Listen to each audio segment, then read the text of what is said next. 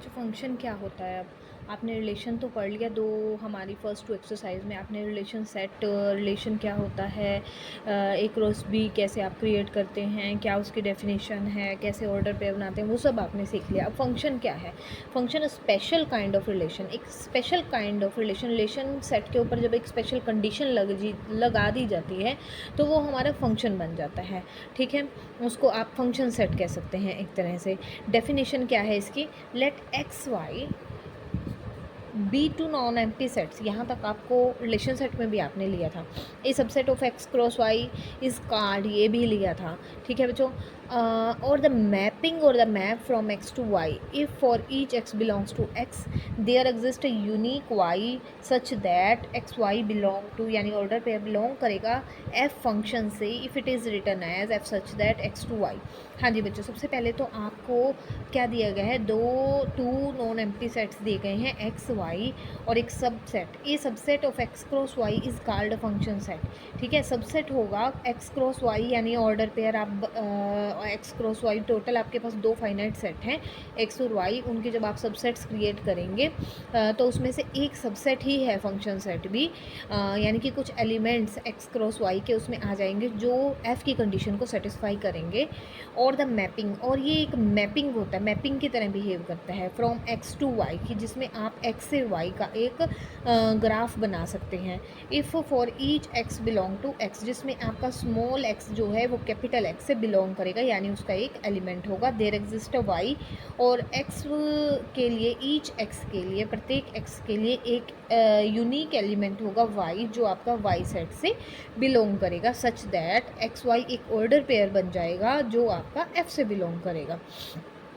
It is written as, इसको आप ऐसे लिखते हैं फिर such that x to y, या फिर आप इसको रीड ऐसे करते हैं एफ, ऐसे रीड किया जाता है f is a function from x to y. This subset f, यानी एफ एक सबसेट हो गया एक्स क्रॉस वाई का, जिसको आप फंक्शन कहेंगे from x to y, from x to y. F is a function from x to y.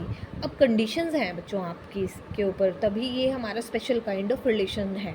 ठीक है, रिलेशन का ही एक टाइप है जिसमें आप स्पेशल कंडीशन, ये दो कंडीशन लगा देते हैं। फॉर ईच एक्स, आपकी जो एक्स की आपने ऑर्डर पेयर एक्स वाई जो आपने लेने हैं एफ सेट में, मैपिंग में, उसमें जो एक्स होगा, एक्स बिलोंग करेगा एक्स से, वहाँ पर उसके लिए वाई भी होना चाहिए। फॉर ईच एक्स, तो एम्प्टी, आपका जो भी एक्स सेट है, जैसे 1 2 3 4 है, तो उसमें प्रत्येक एलिमेंट के लिए, ईच एलिमेंट के लिए जो एक्स बिलोंग कर रहा है एक्स से, यानी 1 2 3 4 जो आपने एग्जाम्पल अगर लेकर के चलो, तो एक ना एक वाई तो ज़रूर होना चाहिए। ठीक है बच्चों, there exist y belong to y. ठीक है, such that x Y belong to f, इस तरह से आपका एक्स वाई एफ से बिलोंग करेगा कि प्रत्येक एक्स के लिए आपका एक वाई वहाँ पर ज़रूर होगा। अब सेकेंड कंडीशन है no two different order pair, दो डिफरेंट ऑर्डर पेयर अगर आपके पास एफ में दिए हैं तो सेम फर्स्ट कंपोनेंट, यानी कि एक्स सेम कभी भी नहीं होगा, वाई सेम आपका हो सकता है। अगर अदर वर्ड्स में इस कंडीशन को पढ़ें कि a function from x to y is a rule, ये आपका रूल में बाउंड हो जाता है, विच एसोसिएट, जो इस तरह से फॉलो करता है कि each element x of x a unique element y of I y, तो आपके प्रत्येक एक्स के लिए एक यूनिक एलिमेंट वाई वाई में होना चाहिए, वाई सेट से लिया जाना चाहिए। अब मैं आपको बोलूँगी कि कैपिटल एक्स और वाई जो है, इस एक्सरसाइज में हम इसको क्या, किस नेम से बुलाएंगे? देखो, the unique element y of y is called image. Image आप बोलते हो वाई एलिमेंट को, जो एक्स के लिए एक्स की इमेज दिखाएगी, वो होगी वाई। ठीक है, वाई ऑफ वाई, मैं दोबारा पढ़ रही हूँ बच्चों, the unique element y of y is called image of the element x of x under the function. जब आप फंक्शन सेट की बात करेंगे तो वहाँ पर एक्स और वाई की जगह आप बोलोगे कि इमेज और प्री इमेज। इमेज होगी आपकी वाई और प्री इमेज, ठीक है, वो होगा आपका एक्स। ठीक है बच्चों, f is such that f is a function from x to y, it is denoted by fx। अब ज़्यादातर आपकी दोनों की दोनों जो कंडीशन लगी हैं वो लगी किसके लिए? x के लिए हैं, इसलिए फंक्शन भी x का ही बोला जाता है। दैट इज़ जो y आपने इमेज निकाली है वो फंक्शन है किसका, x का। ठीक है बच्चों, आपको समझ आ गया होगा कि y जो इमेज है वो फंक्शन है प्री इमेज का, जिसको हम x बोलेंगे। The element x is called a pre image और एन इनवर्स इमेज। आप प्री इमेज बोल दीजिए या इमेज का उल्टा, इमेज की उल्टा वहाँ पर y की जगह क्या है, इनवर्स है। y का उल्टा दूसरी चीज़ आपको क्या दी जाएगी, आपको दी जाएगी उसकी प्री इमेज यानी कि x, यानी कि इनवर्स इमेज भी बोल सकते हो आप। In other words, f is a function from x to y and x y belong, बिल्कुल सही कि फंक्शन हो गया x to y और एक्स वाई ऑर्डर पेयर आ गए इसमें हमारे, क्योंकि x क्रॉस y का एक सबसेट है फंक्शन, तो सभी के सभी ऑर्डर पेयर ही आपके रेडी होंगे, वो बिलोंग करेंगे x से। उसके बाद कंडीशन जो हमारी होगी, हमारी इमेज यानी y इक्वल होगा एफ एक्स के, where y is called the image and f of the under the f and x is called pre image. इसमें आपकी सारी बात आ गई। And the pre image of y under f, वो क्या है, x है आपका और इमेज आपकी y है और प्री इमेज आपकी बच्चों x है। अब हम इसको आपको थोड़ा सा एग्जाम्पल से क्लियर कर देते हैं। ठीक है, डोमेन रेंज को डोमेन सेम है, आपको पता है डोमेन हमारा x होता है और उसी के रिलेटेड जो भी y यानी जो भी इमेज होगी वो आपको रेंज देगी और को डोमेन में आपका कंप्लीट y सेट आ जाता है। ठीक है, अब हम बात करते हैं बच्चों एग्जाम्पल्स के। अब देखो एग्जाम्पल्स, x और y आपको दो दिए गए हैं सेट, f आपको एक दे दिया गया फंक्शन 1 1, जिसमें ये हमारे ऑर्डर पेयर हैं, 4 ऑर्डर पेयर का सेट है हमारा function set. Then f is a function from x to y, हम फंक्शन सेट कहेंगे f को because each element of x has a unique image. देखो पहली बात तो बच्चों x में कोई भी एम्प्टी नहीं रहा, 1 भी आ गया, 2 भी आ गया, 3 भी आ गया, 4 भी आ गया। जो आगे वाला एलिमेंट आपको पता है वो x से बिलोंग करेगा, ये डेफिनेशन में हमारा क्लियर हो गया था यहाँ पर। और जो बाद वाला एलिमेंट है, जो आपका सेकेंड एलिमेंट है, सेकेंड कंपोनेंट है, वो आपका y से बिलोंग करेगा। फर्स्ट कंपोनेंट फर्स्ट सेट से, सेकेंड कंपोनेंट आपका सेकेंड सेट से बिलोंग करेगा। ठीक है, ये आपको इमेज दे रहा है, ये आपको प्री इमेज दे रहा है। मैं दोबारा से क्लियर कर दूँ। अब क्या है, ये फंक्शन कहते हैं कि ये एक फंक्शन है, फंक्शन को सेटिस्फाई कर रहा है। देखिए हम दोनों की दोनों कंडीशन फंक्शन की आ रही हैं। पहली बात, पहली कंडीशन थी कि each element of the x has a image, has a unique image in y, बिल्कुल है जी, 1 भी है, 2 भी है, 3 भी है, 4 भी है, कोई भी नहीं बचा। और दूसरी कंडीशन थी कि जो फर्स्ट कंपोनेंट है यानी 1 2 3 4 में से कोई रिपीट नहीं होना चाहिए, 1 है, 2 है, 3 है, 4 है, एक एक बार है।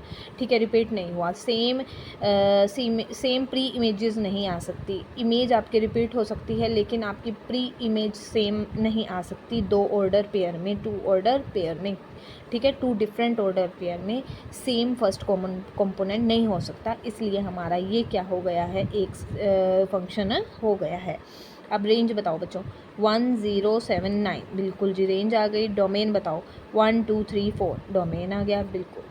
ठीक है, some elements of y are not associated with any element, ठीक है जी। 1079 हमारे 4 एलिमेंट्स आए हैं, कोई बात नहीं, y में आपके रिमेनिंग एलिमेंट्स कुछ रह सकते हैं, कुछ एलिमेंट बच सकते हैं जिसकी प्री इमेज ना हो, लेकिन x सेट के लिए ऐसा पॉसिबल नहीं है, अदरवाइज़ वो फंक्शन नहीं होगा। सेकेंड कंडीशन, सेकेंड एग्जाम्पल बच्चों, फंक्शन है आपका 1 1 2 1 3 7 4 9, 1 आ गया, 2 आ गया, 3 आ गया, 4 आ गया, ये कंडीशन सेटिस्फाई होगी फर्स्ट वाली हमारी।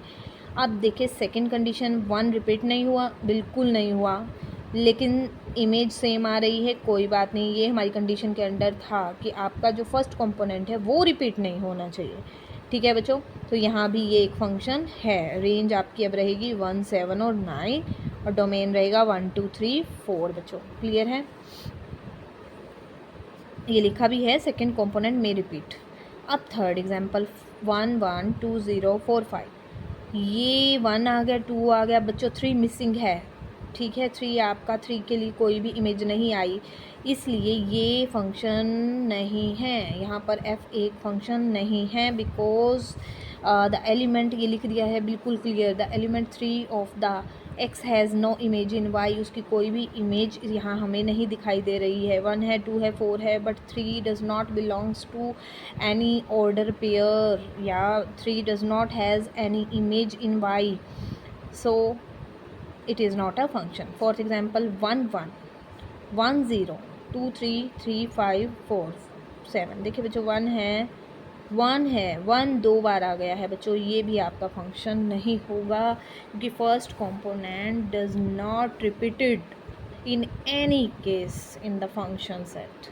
ठीक है, फर्स्ट कंपोनेंट आपका रिपीट नहीं होना चाहिए था बच्चों, ये भी हमारा फंक्शन नहीं है।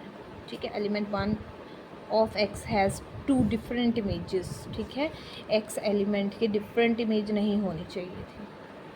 कुछ एग्जाम्पल बच्चों आपको एरो डायग्राम से, इसको एरो डायग्राम बोला जाता है, जिसमें ये मैंने पहले भी आपको शायद लास्ट एक्सरसाइज में समझाया था, जिसमें आपकी एक्स सेट का वाई से रिलेशन दिखाने के लिए एरो लगा दिए जाते हैं। एक्स के सभी कंपोनेंट्स का आपका यहाँ पर फंक्शन है, रिलेशन सेट है। रिलेशन सेट ही एक टाइप से फंक्शन सेट है, क्योंकि इसमें भी आपको एक्स और वाई में ऑर्डर पेयर बना करके रिलेशन सेट ही क्रिएट किया जाता है।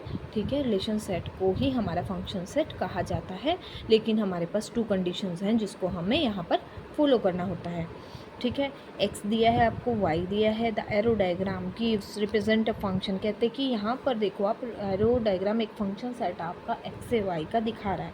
ठीक है, बिकॉज कैसे पी क्यू आर एस। ठीक है जी, P Q R S, A B C D E लगा दिया हमने सभी elements. Each element has unique image, बिल्कुल है बच्चों, यहाँ पर हर एक एलिमेंट ही एक एक इमेज है, कोई भी यहाँ पर एक्स में एम्प्टी सेट नहीं है। वाई के लिए कोई आपकी कंडीशन नहीं दी गई, यहाँ पर आपका एम्प्टी रह सकता है, ये बच सकता है, लेकिन इसमें नहीं बचना चाहिए एक्स में। तो ये हमारा एक फंक्शन सेट है, ये एक एग्जाम्पल है एरो डायग्राम में हमारा वो हो रहा है। अब हम देखते हैं कुछ आगे सेकेंड में क्या दिया गया है। ठीक है, second P Q R S, यहाँ पर है ए बी सी डी ई। पहले तो हमने सेट ले लिया, उसके बाद देखते हैं कंडीशन के अकॉर्डिंग क्या आपको दिया। पी का की इमेज डी है, क्यू की इमेज बी है, आर की इमेज सी है और एस की डी है। कहते हैं कि एक्स के सभी एलिमेंट्स की यूनिक इमेज दी गई है, बिल्कुल दी गई है बच्चों। देखो आपके जो हैं सेम एलिमेंट नहीं नज़र आ रहा आपको, 2 इमेजेस के साथ सेम एलिमेंट नहीं है। वाई के सेम एलिमेंट की 2 प्री इमेजेस हैं, ये कंडीशन हमारी बिल्कुल सेटिस्फाई करती है कि हमारा ये एक फंक्शन है। थर्ड एग्जांपल में देखें, एरो डायग्राम में क्या दिया है आपको, पी क्यू आर एस, हर एक एलिमेंट इंक्लूड हो रहा है, इमेज दी है, लेकिन बच्चों एक्स का जो पी एलिमेंट है वो आपका रिपीट हो रहा है, फर्स्ट कंपोनेंट रिपीट हो रहा है 2 इमेजेस के साथ, बी के साथ और आपके डी के साथ। तो ये पी बी और पी डी 2 ऑर्डर पेयर बनेंगे, जिसमें पी रिपीट हो रहा है, फर्स्ट कंपोनेंट आपका रिपीट नहीं होना चाहिए था, तो ये आपका क्या बनता है, ये आपका एक फंक्शन नहीं है। फोर्थ एग्जाम्पल में हम देखते हैं, P Q R S, first condition के अकॉर्डिंग आपका कोई भी एलिमेंट रिमेनिंग नहीं होना चाहिए जिसकी एक भी इमेज ना दी गई हो, यूनिक इमेज ना दी गई हो बच्चों। तो इसमें एस ऐसा है जिसकी कोई भी इमेज आपकी वाई के साथ नहीं दी गई है, तो ये हमारा फर्स्ट कंडीशन के अकॉर्डिंग नहीं बनता है एक फंक्शन सेट। अब रिप्रेजेंटेशन कैसे करते हैं एक फंक्शन की, रोस्टर फॉर्म, बिल्डर फॉर्म, आपको ये सब पता है रोस्टर फॉर्म कैसे बनती है ना। रोस्टर फॉर्म में हम एलिमेंट्स को लिख देते हैं, बिल्डर फॉर्म में आपकी कोई ना कोई कंडीशन दे दी जाती है। तो ये आप जानते हो बच्चों। एरो डायग्राम भी आपको आ गया है बनाना, जैसे ऑर्डर पेयर दिया होगा, जैसे ये 0 4 दिया है तो 0 से 4 की एरो लगा देनी है, 2 6 दिया है तो 2 से 6 की आपने एरो लगा देनी है। ठीक है, x to y करना है, ये माइंड में आपने रखना है बच्चों बस। Some special types of function, कुछ फंक्शंस जो हमारे उनकी कुछ स्पेशल कंडीशंस के साथ वो फंक्शन आपको दिए गए हैं, वो हमारे यहाँ पर 5 फंक्शन दिए गए हैं। फर्स्ट है आपका real valued function. A function f function होगा वो f from a to b, यानी आप इसको कैसे शो कर सकते हैं, f is such that from a to b where a and b are sets of real numbers. बच्चों वो दोनों के दोनों जो सेट होंगे आपके, जिसके अकॉर्डिंग, उन सेट्स के अकॉर्डिंग आपको जो फंक्शन बनाना है, अगर वो दोनों ही सेट रियल वैल्यूज़ में हो, रियल वैल्यूज़ दी गई हों, तो वो हमारा फंक्शन बन जाता है real value. Polynomial function second number पे है आपका। All functions of the form a x plus b, a x square plus b x plus c etcetera are called polynomial functions. वो फंक्शन जिनमें आपकी कुछ एक्स की पावर्स में constant multiply होकर के कोई अदर कांस्टेंट ऐड हो रहा हो, यानी कि पॉलिनोमियल की फॉर्म में हो, एक्स की पावर्स बढ़ रही हो या घट रही हो, एक्स की पावर्स में वो फंक्शन आपको दिया जाए, साथ में कुछ कांस्टेंट्स मल्टीप्लाई या ऐड हो रहे हों, ठीक है, तो वो हमारा फंक्शन कहा जाता है पॉलिनोमियल फंक्शन। यानी आप सीधी लैंग्वेज में कहें कि वो फंक्शन जो आपको पॉलिनोमियल फॉर्म में दिया गया हो उसको हम कहेंगे पॉलिनोमियल फंक्शन। जैसे कि पी एक्स ये पॉलिनोमियल फंक्शन है in the form of x. A not कोई कांस्टेंट है, एक्स की पावर एन है, ए वन फिर से कांस्टेंट है, एक्स की पावर यहाँ पर हमारी वन कम हो गई है, सब्ट्रैक्ट हो गई है, -1 आ गई, फिर 1 और लेस हो गई। धीरे धीरे आप जब प्लस के साथ बढ़ रहे हैं, लास्ट स्टेप में आप एक कांस्टेंट के साथ रह जाते हैं, या ये कह सकते हो कि एक्स की पावर यहाँ पर आपकी कम होते होते 0 रह जाती है। एक्स की पावर 0 का मतलब है मल्टीप्लाई में 1, जिसको आप ना भी लिखें तो आप सिर्फ ए एन भी लिख सकते हैं, क्योंकि मल्टीप्लाई में 1 तो आपको लिखने की ज़रूरत नहीं होती बच्चों, ठीक है। तो पॉलिनोमियल की फॉर्म में कोई फंक्शन दिया जाता है तो उसको बोलते हैं पॉलिनोमियल फंक्शंस। अब रेशनल फंक्शन की बात करते हैं नंबर 3 पे। A function f x defined by f x is equal to p x by q x. जब आपका कोई फंक्शन रेशो फॉर्म में दिया जाए, रेशो फॉर्म में, और आप रेशो किन की ले रहे हो, पॉलिनोमियल्स की, तो वो आपका फंक्शन कहा जाता है रेशनल फंक्शन। ये नाम से ही आपको क्लियर हो रहे हैं, ये था रियल वैल्यूड, ये था पॉलिनोमियल, ये है रेशनल फंक्शन। अब है ओड फंक्शन, जो ओड प्रॉपर्टी को शो करे, यानी कि आप एक्स किसी एक फंक्शन में या पॉलिनोमियल आपको दिया जाए तो उसमें आप x की जगह -x रखें, तो आपका वो माइनस जो है पूरे के पूरे f(x) को प्लस करता हुआ खुद बाहर आ जाए, फंक्शन से आप कॉमन ले सकें। कहने का मतलब आप माइनस उस फंक्शन में से कॉमन ले पाएँ। तो ऐसा एग्जाम्पल जैसे f(x) है, ठीक है, f(-x) जब बच्चों रखोगे तो माइनस कॉमन आने पे वो बन जाएगा माइनस के 5x बन जाएगा। अब है इवन फंक्शन। आपका इवन फंक्शन क्या होता है, जिसमें अगर आप x की जगह माइनस रख भी दें तो फंक्शन पे कोई सिंबल चेंज ना हो, वो पॉजिटिव ही हो जाए। जैसे आपका कोई क्वाड्रेटिक आप इक्वेशन लीजिए, क्वाड्रेटिक आप फंक्शन लीजिए जिसमें पावर 2 हो, ठीक है। इवन पावर्स वाले ज़्यादातर ये आपकी कंडीशन को शो करेंगे बच्चों, जिसमें ज़्यादातर एक्स की पावर आपकी इवन हो, क्योंकि जब माइनस की पावर आप इवन लेते हो तो वो माइनस कैंसिल होकर के प्लस हो जाती है, तो ये केस वहाँ पर आपका वैलिड होगा। f(-x) is equal to f(x) जब होगा तो वो हमारा फंक्शन कहा जाएगा even function. For example x² + 7, x की जगह आप -x यहाँ रख भी देते हो बच्चों, तो आपका माइनस का स्क्वायर भी प्लस हो जाता है और ये बन जाता है 7। तो ये आपका f(x) आप ले करके चले हो, f(-x) भी आपका f(x) के ही इक्वल आ रहा है, ठीक है बच्चों। अब some important functions and their graph, और उनके ग्राफ आपके कैसे ड्रॉ होते हैं ये देखते हैं। The identity function, identity word से ही आपका क्लियर हो जाएगा कि आइडेंटिटी यानी कि खुद की पहचान है ना, तो यानी कि खुद की पहचान हमारी क्या होगी, हम ही होंगे। द आइडेंटिटी फंक्शन इज़, आपकी पहचान तो आप ही दिखा पाओगे, ठीक है। तो identity function is defined by y is equal to f(x) is equal to x, यानी कि आपका f(x) जब x किसके इक्वल आ जाए, x के इक्वल आ जाए। f(x) है क्या आपका, y इमेज दे रही है आपकी, है ना, y इमेज दे रही है, उसको आप f(x) बोल रहे हो, फंक्शन बोल रहे हो, a से b का, ठीक है। इज़ इक्वल टू किसके हो जाए, y किसके इक्वल हो जाए, आपके x के। For all x belong to r, यानी कि जो आप x लेते रहो y भी आपका वही आता रहे, ठीक है। 1 लिया है तो 1 के साथ 1 हो, 2 के साथ आपका 2 का ग्राफ हो, तो ये आपका फंक्शन कैसा होगा, आइडेंटिटी फंक्शन। 1 के साथ 1, 2 के साथ 2, -1 के साथ -1, तो ये हमारा फंक्शन हो जाता है आइडेंटिटी फंक्शन। इसका ग्राफ जैसे कि बच्चों आपको पता ही है, 1 पे आप लोगे 1 तो 2 पे लोगे 2 तो 3 पे 3, -1 पे -1, तो आपका एक स्ट्रेट लाइन ग्राफ शो करेगा। ये आपकी इक्वेशन भी बच्चों स्ट्रेट लाइन की ही है। धीरे धीरे आपको ये सब चीज़ें क्लियर हो जाएंगी, बहुत अच्छे से हो जाएंगी बच्चों, जैसे जैसे हम चैप्टर करेंगे, ठीक है। अब है आपका सेकेंड, द कांस्टेंट फंक्शन। अगर आपका जो y आपने लिया है, the constant function, constant word से क्लियर हो गया कि फंक्शन आपका किसके इक्वल हो, कांस्टेंट के इक्वल हो, ठीक है।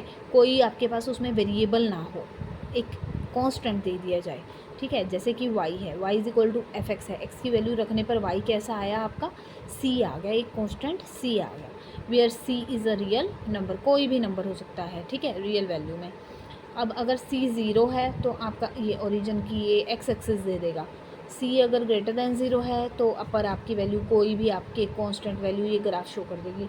अगर लेस दैन ज़ीरो है तो ज़ीरो से नीचे यानी नेगेटिव की कोई भी एक स्ट्रेट एक लाइन शो कर देगी। ठीक है बच्चों, क्योंकि आप y पे ले रहे हो तो y को ऐसे लेते हुए x की वैल्यू वहाँ पर आपकी कैसी रहेगी, x की वैल्यू आपकी चेंज होती रहेगी, लेकिन y आपका क्या रहेगा, एक कांस्टेंट रहेगा। 2 है तो 2 रहेगा, x आप चेंज करोगे तब भी y आपका कैसा रहेगा, कांस्टेंट रहेगा। इसीलिए इस फंक्शन को बोलते हैं constant function. y is equal to f of x is equal to c। Domain, इसका डोमेन कैसा होगा आपका, इसका डोमेन होगा ऑल रियल वैल्यूज़, क्योंकि हम वहाँ पर x की वैल्यू कुछ भी रख सकते हैं। रियल टू रियल है, आप तो रियल कोई भी वैल्यू रख पाएंगे, तो all reals is equal to domain x की वैल्यू। रेंज आपकी कांस्टेंट रहेगी, वो रहेगी हमेशा c, क्योंकि आपका y जो है वो रेंज देता है, वो हमेशा आपका क्या आएगा, कांस्टेंट c। x यहाँ पर आपके वेरी होते रहेंगे।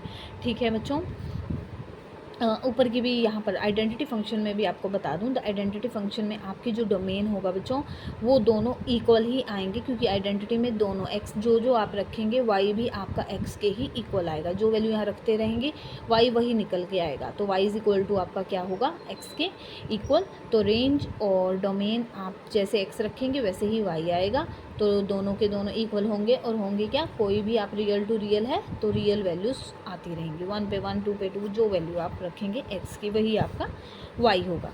अब लीनियर फंक्शन क्या है, लीनियर फंक्शन का मतलब है एक आपकी स्ट्रेट लाइन जो बनाए। A linear function is function defined by an equation of the form y is equal to f x is equal to a x plus b. Linear एक लाइन बनाए, इसमें x की पावर आपकी रहनी चाहिए 1, ठीक है, साथ में कोई कांस्टेंट हो सकता है, ठीक है, नहीं होगा तो ज़ीरो हो जाएगा। Where a and b are the real numbers and a is not equal to zero.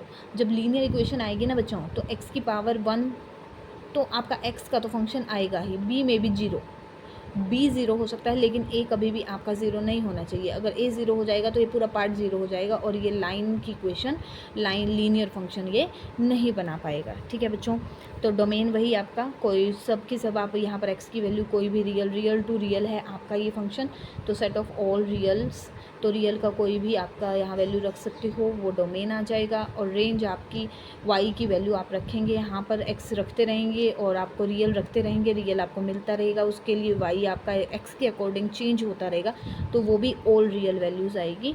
ठीक है, तो ये भी आपका r के इक्वल होगा और ये भी आपका r के इक्वल होगा। अब बात करते हैं द एब्सोल्यूट वैल्यू और the modulus function. Modulus function में आप बच्चों जानते हो, मॉडुलस से क्लियर हो गया कि जो फंक्शन आपका मोड में दिया जाए, दो वैल्यूज़ निकलती हैं, प्लस के लिए और माइनस के लिए।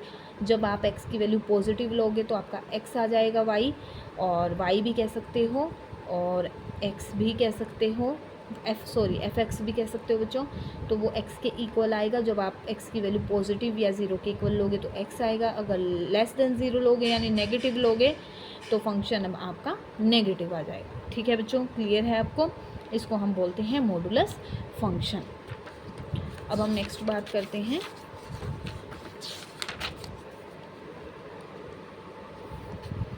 डोमेन। बच्चों आपके कैसे होंगे, डोमेन होंगे आपके ऑल रियल, कोई भी आप x की वैल्यू रख सकते हो। ठीक है, रेंज होगी आपकी all non negative reals, non negative होंगी आपकी। ठीक है, यानी कि आप नेगेटिव वाली इसमें वैल्यू मोड रखने पर भी आपको हमेशा क्या मिलती हैं, प्लस ही मिलती है। मोड में आप कोई भी नेगेटिव वैल्यू भी रखोगे वो हो जाएगी प्लस, तो रेंज आपकी हमेशा नॉन नेगेटिव यानी कि पॉजिटिव ही रहेगी, क्योंकि y इज इक्वल टू आपका है मोड ऑफ x। तो नेगेटिव भी रखते हो तो बच्चों आपको क्या मिल जाता है, प्लस का। The greatest integer function, greatest integer function y is equal to f x, आप इसको रखते हो स्क्वायर ब्रैकेट में। ये जो फंक्शन होता है इसका मतलब होता है कि आपका ये फंक्शन ग्रेटेस्ट इंटीजर को शो कर रहा है, यानी कि आपकी वहाँ पर जो वैल्यू आप लोगे वो इंटीजर की फॉर्म में होनी चाहिए। और अगर आपकी फॉर एग्जांपल 2.3 आ रहा है तो नज़दीक में, नियर बाय में आपका ग्रेटेस्ट फंक्शन होगा बच्चों 2। ठीक है, तो इसका आंसर आपका y आएगा इक्वल टू 2। ग्रेटेस्ट इंटीजर का मतलब जो नियर बाय में, अगर पॉइंट्स में कुछ वैल्यू दी गई है तो वो आपको नियर बाय का, नज़दीक का जो ग्रेटेस्ट वाला इंटीजर होगा वो आपको वो फंक्शन की वैल्यू देगा। जैसे कि 10 वी हैव 3.5 आपको 3 देगा। ठीक है बच्चों, और 5 आपको 5 ही देगा, वो इंटीजर वो सेम ही आ जाता है। अगर -3.1 है तो इसमें ग्रेटेस्ट इंटीजर कौन सा होता है आपका बच्चों, -4। क्यों नेगेटिव में आपका, देखो अगर ये प्लस होता तो मैं प्लस में लिखती बच्चों 3, ठीक है। ग्रेटेस्ट इंटीजर कौन सा है, 3.1 के नियर बाय में 3 है। लेकिन नेगेटिव में जैसे कि आपका उल्टा हो जाता है, जितना वैल्यू आपकी ज़्यादा होती है, अब जैसे जितनी ज़्यादा होती है वो उतनी ही कम वैल्यू को आपकी शो करता है। तो यहाँ पर अगर मैं प्लस के केस में 3 लेती हूँ तो मेरा नेगेटिव के केस में उल्टा केस होने के कारण ये हो जाता है आपका -4। ठीक है बच्चों, क्लियर है आपको? हाँ, डोमेन में आपको बच्चा क्या होता है, डोमेन में आपकी यहाँ पर वैल्यूज़ मिलती हैं सेट। आप रियल वैल्यू एक्स को आप कुछ भी रख सकते हो, आप एक्स को पुट तो कुछ भी कर सकते हो, लेकिन उसके बाद जो पुट करने के बाद इस फंक्शन में आपको वाई की वैल्यू मिलती है वो हमेशा आपको क्या मिलती है, इंटीजर्स मिलती है। पॉइंट्स आप उसमें नहीं लगाते हो क्योंकि इंटीजर फॉर्म होती है, वो पॉजिटिव भी आ सकता है, नेगेटिव भी आ सकता है, लेकिन वो सेट किसका आपको मिलेगा, इंटीजर्स का मिलेगा। डेसिमल फॉर्म में यहाँ से आंसर आपका नहीं निकलता है। फ्रैक्शनल पार्ट फंक्शन, ठीक है बच्चों। इसका एग्जाम्पल बच्चों एक तो देखो आप, अगर ये एक नॉन डेसिमल फॉर्म है, 5 है, जैसे कि फॉर एग्जांपल 5 रखो, 5 - 5 आपने रखा, ठीक है। 5 तो as it is greatest integer में आपका बाहर आ जाता है, ठीक है। इसको तो आप कैसे लिखोगे, 5 - 5 सेम आ जाएगा, इंटीजर के फॉर्म में आ गया। 5 - 5 आपका हो गया 0। एक तो ये 0 के इक्वल कभी भी हो सकता है, 0 से 1 के बीच में लाई करेगा, 1 कभी भी नहीं आएगा, बिल्कुल सही। 0 हमारा आ सकता है। इन केस अगर डेसिमल फॉर्म में हो, जैसे कि फॉर एग्जांपल 5.1 हुआ बच्चों, और यहाँ 5.1 में आपने ये रखा ग्रेटेस्ट इंटीजर फॉर्म में, तो 5.1 माइनस ग्रेटेस्ट इंटीजर इसके नियर बाय में है एक 5, तो ये आपका आंसर आ गया 0.1। ठीक है बच्चों, तो 0 से 1 के बीच में आपका आंसर आएगा, 0 इंक्लूड होगा बट 1 कभी भी वो नहीं आ पाएगा। ठीक है बच्चों, सिग्नम फंक्शन में आप कैसे लिख सकते हैं, f(x) जो है, अगर x की वैल्यू 0 से बड़ी है तो आंसर 1 रहेगा, इक्वल टू 0 है तो 0 ही आएगा y भी, और अगर लेस देन 0 है तो आपकी वैल्यू f(x) की यानी y आपने लेना है -1। आपका जो y है 1, 0 और -1 के में ही लाई करेगा। ठीक है बच्चों, y आपका ये ही रहने वाला है, x आपका वेरी करता रहेगा, यानी कि आपको जो रेंज मिलेगी वो ये सिर्फ 3 नंबर्स की मिलेगी, 3 इंटीजर्स की मिलेगी, वो है -1, 0 और 1। और डोमेन आप x की वैल्यू कुछ भी रख पाएंगे, ऑल रियल्स वैल्यू रख पाएंगे। ठीक है बच्चों, अब है पावर फंक्शन। पावर फंक्शन में आपका क्या होता है, एक तरह से आप पावर से ही जान सकते हैं, यानी कि आपकी x की आपकी पावर्स, x की पावर्स में आपको फंक्शन दिया जाएगा, वो बन जाता है पावर फंक्शन। ठीक है बच्चों, अब यहाँ पर n ये ग्राफ जो दिया है वो 2 और 3 की पावर के लिए आपको दे दिया गया, कि अगर हम y इज़ इक्वल टू यहाँ पर लेकर के चल रहे हैं, n की वैल्यू 2 रखी, तो उस केस में if n is equal to 2 then y is equal to x², इस केस में आपका चला गया, तो ये आपका बन जाता है एक पैराबोला। ठीक है, ये बच्चों आपको आगे आगे अच्छे से क्लियर हो जाएंगे।